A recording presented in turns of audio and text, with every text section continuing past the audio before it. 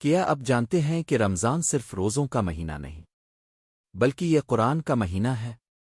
کیا وجہ ہے کہ قرآن کی ابتدا بھی رمضان سے ہوئی اور قیامت کے دن شفاعت بھی قرآن کرے گا؟ اگر رمضان میں قرآن سے تعلق نہ جڑا تو سمجھ لے رمضان ادھورا رہ گیا۔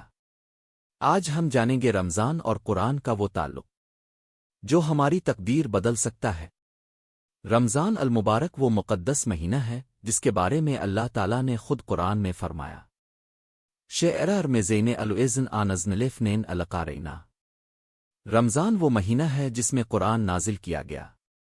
یہ کوئی معمولی بات نہیں۔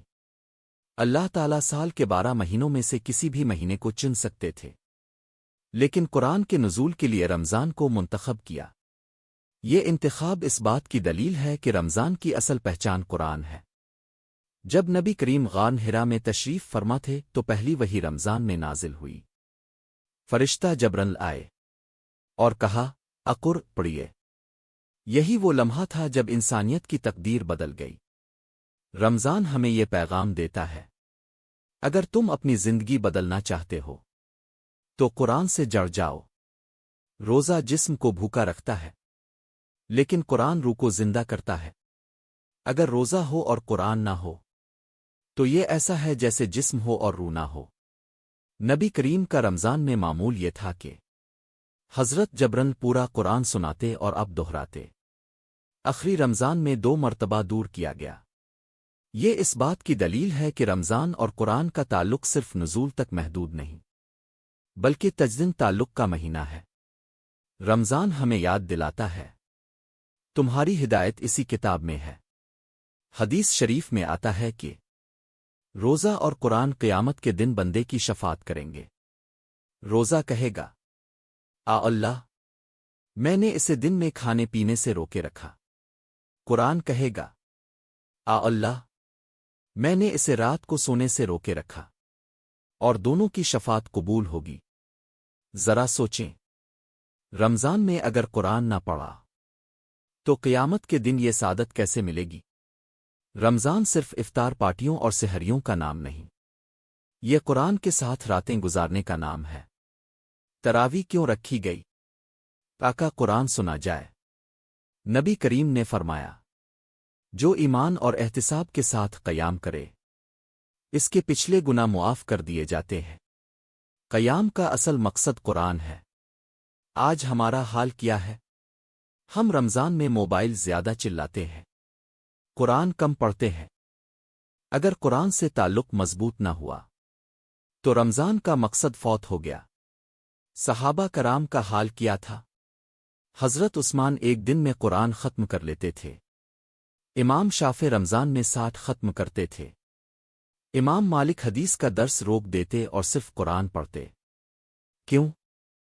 کیونکہ وہ جانتے تھے رمضان قرآن۔ آج ہمیں کیا کرنا چاہیے؟ روزانہ کم از کم 1 پارہ، تراویح میں توجہ سے سننا، ترجمہ پڑھنا، بچوں کو قرآن سے جوڑنا۔ رمضان میں قرآن سے جڑ گئے تو سارا سال جڑے رہیں گے۔ قرآن صرف ثواب کے لیے نہیں، زندگی بدلنے کے لیے ہے۔ ہم میں سے بہت سے لوگ رمضان میں قرآن ختم کرتے ہیں، لیکن کیا قرآن ہمیں بدلتا ہے؟ قرآن کہتا ہے، جھوٹ نہ بولو، غیبت نہ کرو، نماز قائم کرو، عدل کرو۔ اگر رمضان کے بعد بھی ہماری زندگی میں تبدیلی نہ آئی تو سمجھ لیں ہم نے صرف تلاوت کی، ہدایت نہیں لی۔ رمضان تربیت کا مہینہ ہے۔ قرآن ہمیں سکھاتا ہے صبر، تقوی، اخلاص، اللہ سے تعلق۔ رمضان کا اصل مقصد یہی ہے کہ قرآن دل میں اتر جائے۔ اس رمضان عہد کریں، روزانہ قرآن پڑھیں گے، ترجمہ سمجھیں گے، کم از کم 1 آیت پر عمل کریں گے۔ رمضان چند دنوں کا مہمان ہے، پتہ نہیں اگلا رمضان نصیب ہو یا نہ ہو۔ اگر اس رمضان قرآن سے تعلق مضبوط ہو گیا تو زندگی بھی سانور جائے گی اور آخرت بھی۔ اللہ، ہمیں رمضان کی قدر کرنے اور قرآن سے سچا تعلق جوڑنے کی توفیق عطا فرما۔ قرآن کو ہمارے دلوں کا نور، ہماری زندگی کا راستہ اور ہماری قبروں کا ساتھی بنا دے۔ رب ہمارے چھوٹے بڑے تمام گناہ معاف فرما دے اور ہماری عبادتوں کو قبول فرما لے۔ ہمیں صرف تلاوت کرنے والا نہیں بلکہ قرآن پر عمل کرنے والا بنا دے۔ ہمارے والدین کی مغفرت فرما، ہماری اولاد کو نیک اور قرآن والا بنا دے۔ ہماری پریشانیاں دور فرما اور ہمیں تقوی اور اخلاص کی دولت عطا کر۔ اے اللہ، ہمارا خاتمہ ایمان پر فرما اور قرآن کو ہمارے حق میں شفاعت کرنے والا بنا دے۔ آمین رب العالمین۔